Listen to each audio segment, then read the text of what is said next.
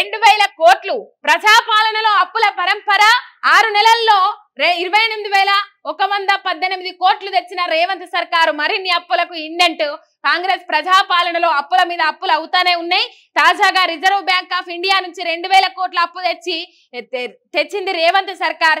ఇప్పటికీ state banks అమ్ముకొని 25,118 కోట్లు, హడ్కో ద్వారా 3,000 కోట్లు, మొత్తం 28,118 కోట్ల రుణాలు తెచ్చుకున్నది రేవంత్ సర్కార్. అది ప్రధానంగా చూస్తా ఉన్నాం.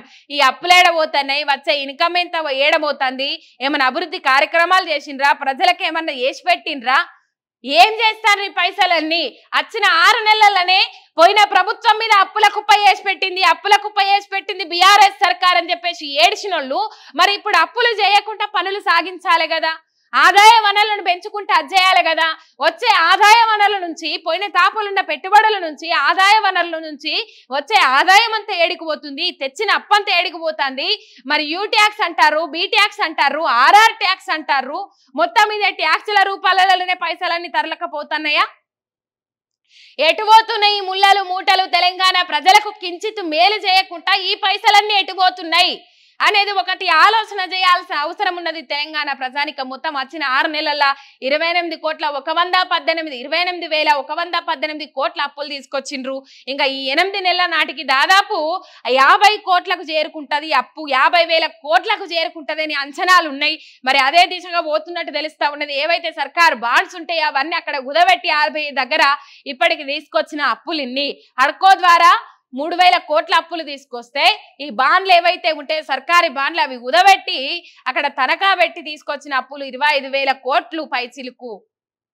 మొత్తం మీద అప్పుల కుప్ప అని చెప్పేసి మాట్లాడిన వాళ్ళు ఇలా అప్పులు చేసుకుంటానే అది చేస్తా ఉన్నారు. త్వరలో వీళ్ళందరినీ బదిలీ చేసుకుంటాడట. మరి బదిలీ చేస్తాడా?